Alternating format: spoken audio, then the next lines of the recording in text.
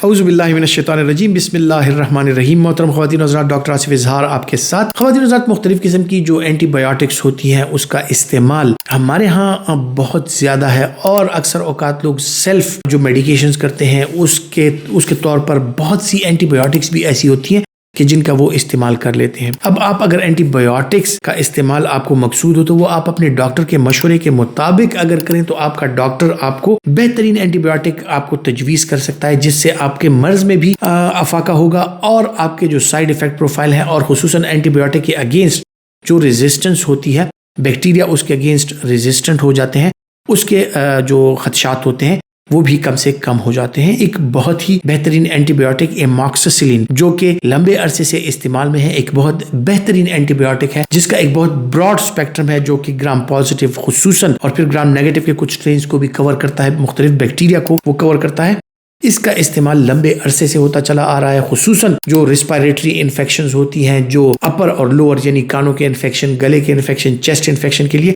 और फिर skin infection या इस तरह और जो गायनोकोलॉजिकल इन्फेक्शंस होती हैं ख़वातीन में खुसूसी तौर पर, और इसी तरह जो यूरिनरी ट्रैक्ट के हवाले से जो इन्फेक्शंस होती हैं, या फिर जो सर्जिकल इन्फेक्शंस होती हैं, सर्जिकल वुंड्स में या जख्मों में जो इन्फेक्शंस होती हैं। और अगर बच्चों के हवाले से इसकी बात की जाए तो बच्चों में जो चेस्ट इन्फेक्शन, ब्रोंकाइटिस और इसी तरह के और खुसूसन नमूनिया में इसका इस्तेमाल जो है वो बहुत बेहतरीन है। इसका इस्तेमाल जो है इन चीज़ों में अलोन या कम्बिनेशन में इसके साथ क्लेरिथ्रोमाइसिन या एजिथ्रोमाइसिन या फिर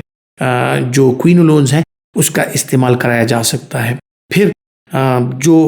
टैबलेट फॉर्म में ये अवेलेबल है, कैप्सूल फॉर्म में भी अवेलेबल है, टैबलेट फॉर्म में ऑस्पोमॉक्स के नाम से आती है और लो डोज और हाई डोज दोनों में आती हैं। खुसूसन बाज़ औक़ात हमें जिस तरह के एच पाइलोरी का जो ट्रीटमेंट होता है उसकी इरेडिकेशन के लिए, उसके खात्मे के लिए हमें जो एमॉक्सिसिलिन की डोज होती है वो ज़्यादा मिकदार में चाहिए होती है और 1 ग्राम की डोज उसमें चाहिए होती है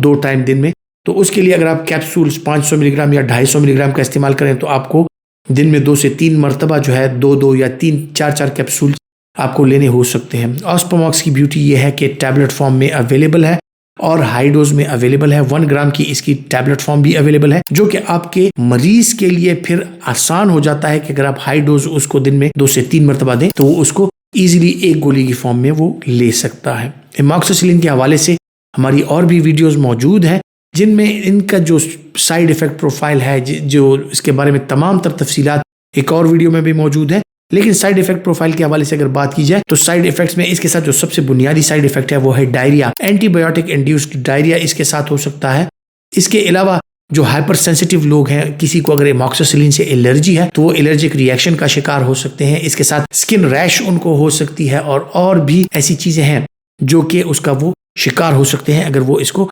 हाइपर सेंसिटिव है। मुख्तलिफ किस्म की चीज़ों में इसका इस्तेमाल मैंने आपको बता दिया कि किन चीज़ों में इसका इस्तेमाल इफेक्टिवली हो सकता है और खुसूसन सिस्टाइटिस या यूरिनरी ट्रैक्ट इन्फेक्शन में भी आजकल जितने कल्चर सेंसिटिविटी के हवाले से जो रिपोर्ट्स आती हैं उसमें मुख्तलिफ चीज़ों को जो इकोलाई होती हैं और जो बैक्टीरिया होते हैं यूरिनरी ट्रैक्ट इन्फेक्शन कॉज करने वाले वो रेजिस्टेंट होते जा रहे हैं। लेकिन अक्सर औकात देखा गया कि एमॉक्सिसिलिन को वो सेंसिटिव होते हैं। तो आप बच्चों में जो यूरिनरी ट्रैक्ट इन्फेक्शन होती हैं, रिस्पायरेटरी इन्फेक्शन होती हैं, सस्पेंशन फॉर्म में इसका इस्तेमाल करा सकते हैं। उम्मीद करता हूं कि मेडिसिन नॉलेज के हवाले से जो मालूमात मैं आपके साथ शेयर करता हूं वो आपके लिए फ़ायदेमंद साबित होंगी और अगर आप समझते हैं कि फ़ायदेमंद है तो इस वीडियो को लाइक कीजिए, ज़्यादा से ज़्यादा शेयर कीजिए और अपना बहुत सा ख्याल रखिए।